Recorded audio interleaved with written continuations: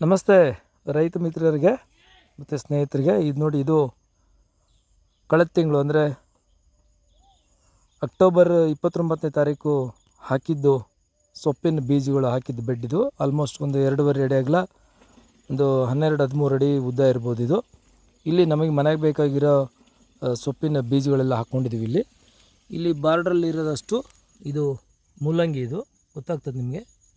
ಮತ್ತು ಇದು ಕೊತ್ತಂಬರಿ. ಇದು ಮೂಲಂಗಿ ಎರಡೂ ಬದಿನೆಲ್ಲ ಹಾಕಿದ್ದೀವಿ ಉದ್ದಕ್ಕೆ.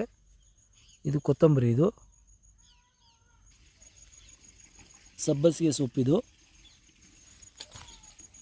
ಇದು ಗೋಲ್ಡನ್ ರಾಜಗಿರಿ ಅಂತೇಳಿ, ಗೋಲ್ಡನ್ ಅಮರಂತಸ್ ಅಂತ ಹೇಳ್ತಾರೆ, ದಂಟಿನ ಸೊಪ್ಪು ಅಂತ ಹೇಳ್ತಾರಲ್ಲ ಅದು. ಮತ್ತು ಇದು ಕೆಂಪು ರಾಜಗಿರಿ, ಪಾಲಕ್ಕು ಮತ್ತು ಉಳ್ಚಿಕ.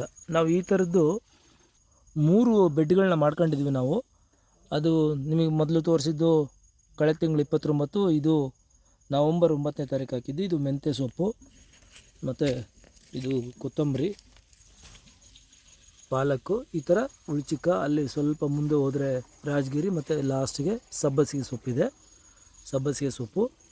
ಅದೇ ಥರ 19ನೇ ತಾರೀಕು ಕೂಡ ಒಂದು ಬೆಡ್ಡನ್ನು ರೆಡಿ ಮಾಡಿದ್ವಿ. ಇದು 19ನೇ ತಾರೀಕು ಹಾಕಿರೋದು. ಇದು ಇಲ್ಲಿ ನೋಡಿ, ಇಲ್ಲಿ ನಿಮಗೆ ಸೂಕ್ಷ್ಮವಾಗಿ ಗಮನಿಸಿದರೆ ಇಲ್ಲೆಲ್ಲ ಒಂದಿಷ್ಟು ಮೊಳಕೆ ಬಂದಿದ್ದಾವೆ. ಇಲ್ಲಿ ಒಂದಿಷ್ಟು ಬೀಜಗಳೆಲ್ಲ ಆಗಲೇ ಇಲ್ಲಿ ಗೊತ್ತಾಗ್ತದೆ ನೋಡಿ, ಹೌದಾ?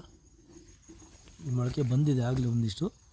ಹೀಗೆ ನೀವು 3 ಅಥವಾ 4 ಬೆಡ್ಗಳನ್ನ ರೆಡಿ ಮಾಡ್ಕೊಂಡ್ರೆ ನಿಮಗೆ ಪ್ರತಿನಿತ್ಯನೂ ಸೊಪ್ಪು, ಫ್ರೆಶ್ ಸೊಪ್ಪು, ವಿಷ ಇಲ್ಲದೆ ಇರೋ ಸೊಪ್ಪು ಸಿಗ್ತದೆ.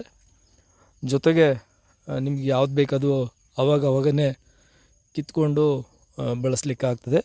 ಈ ಥರದ್ದು ಒಂದು ಸಣ್ಣ ಪ್ರಯೋಗ ಮನೇಲಿ ಮಾಡ್ಬೋದು. ನೀವು ಮನೆಯಲ್ಲೂ ಕೂಡ ಮಾಡ್ಬೋದು. ಮನೆ ಮುಂದೆ ಸಣ್ಣ ಜಾಗ ಇದ್ರೂ ಮಾಡ್ಬೋದು, ಟೆರೆಸ್ ಮೇಲೆ ಕೂಡ ಮಾಡ್ಬೋದು. ಮಾಡಿ ಒಳ್ಳೊಳ್ಳೆ ಸೊಪ್ಪು ತರಕಾರಿ ತಿನ್ನಿರಿ ಅಂತ ಹಾರೈಸ್ತೀನಿ. ನಮಸ್ತೆ.